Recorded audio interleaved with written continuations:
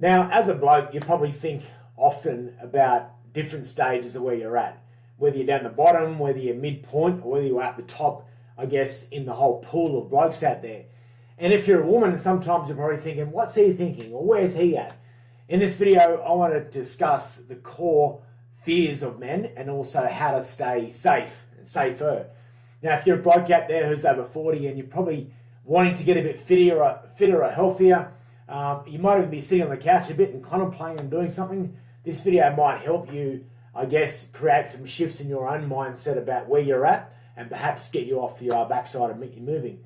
Now, if you're a woman out there or you have a husband or a partner, you might get to gain some insight from this and sort of understand the psychology behind what makes a man tick and really how to get him moving and how to pump him up. Now, who am I to talk about this? First of all, I'm a bloke and I own a business called Fitter After 40, which helps men with health and fitness. Keep watching. So to walk through this, I'm going to share a bit of a presentation. It'll take about 5 minutes or so stick around. Now, one of the problems that we have is that we obviously, like all humans, we fear death. And there's also this fear of powerlessness that we have.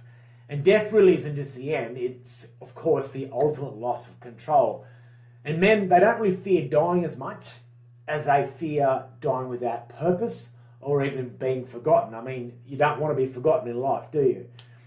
And that's why warriors sought glorious deaths back in the days, and they preferred to die on their feet rather than live on their knees, if that makes sense. There's also a fear of public humiliation, which is a fear of weakness. So being exposed or ridiculed really triggers that deep shame because status is really everything to blokes. So as soon as you take that away, a lot can come down pretty quickly. And that weakness actually leads to that rejection. And historically, the weak were casted out and left with no access to women, resources, or respect, which is, of course, pretty doom and gloom. And the third thing here is that fear of looking like a coward means that you're fearing losing your identity, whereas strength and courage really defines our masculinity, and a man stripped of these isn't just weak, he stops being a man in his own eyes, which is pretty glim. Now, a man must really test himself through struggle or live haunted by what he avoided. Now, how men think. I'd have these discussions often with my clients, and we talk about the need for respect, the need for love and connection. And a man really thrives when he has this. And a man merely loved but not respected is just tolerated, but he also needs to avoid pain and he needs to avoid humiliation.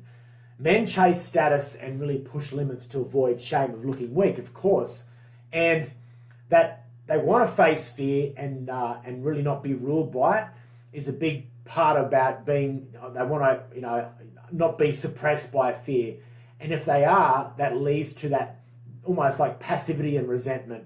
And that sort of confronting case of being in fear, it actually builds strength and discipline, small amounts anyway.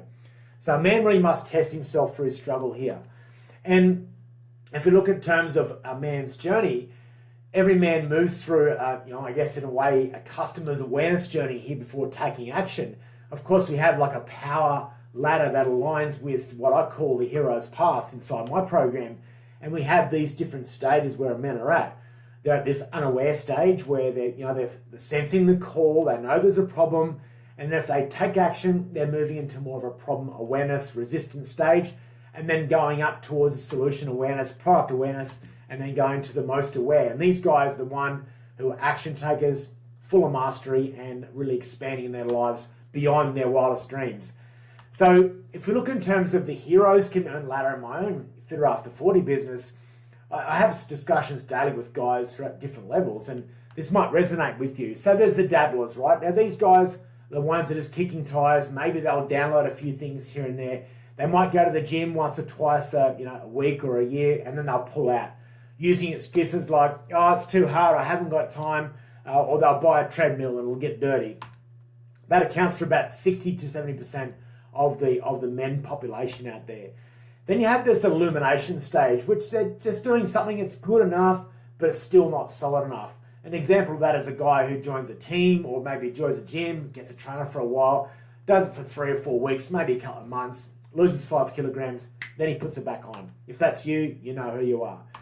Now you have this next level, which is called indoctrination. Now these guys are already committed to some weekly habit of looking after themselves and taking action, and these guys are in some sort of quality phase of their life's journey.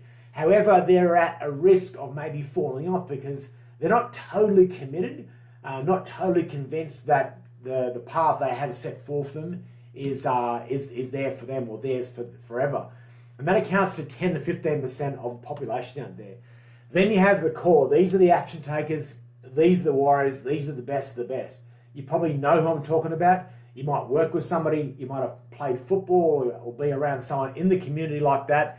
And these guys are the ones who go to bed on time, get up early, always full of plenty of energy, never using excuses, and loved by their family. Probably guys you might even be a bit envious or jealous of. Now, these guys make up for 5 or 10% of the population, and they pretty much have a plan from day to day. However, they are also at risk of maybe falling back off the wagon if they go back into bad habits.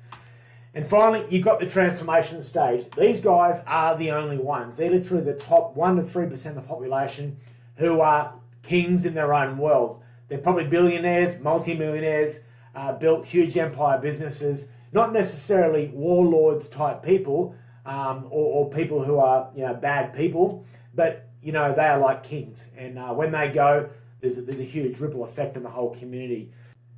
So the reason I wanted to share that is because I have some conversations with guys on a regular basis, and this morning I had a chat with one of my clients, and we're talking about where he's at in I guess the ascension ladder, and he's about midpoint, getting close towards the warrior stage, where he's almost at that point where he could fall off at any point. He's not totally recommitted again, and there's this almost fear of failure which is driving him to success. Because he gets lots of compliments now. He's lost 15 kilograms. He feels great. He looks great. He feels different. But something about him is not convinced that he's on a course for life that will see him end up with a six-pack and being a king. So where we work from that in a sense of mindset is always looking forward. What's ahead? Where do we want to go? And how quickly we want to get there? Setting ourselves, of course, tangible and intangible goals, and then setting process goals along the way. Now, in my invitation to you is that if you're a man who's already taking action, you're already going to the gym, you're already doing some exercise, but you have a desire to lose 5 or 10 kilograms in the next few months, then you might be interested in an invitation to join my team.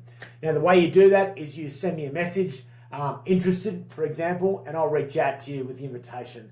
It's that simple. So knowing a bit more about what the core, fears are of man, and also a way to stay safe, you now have a plan available for you. You now have a picture in mind where you want to be. And least of all, you have a picture of where you are right now and where you want to get to.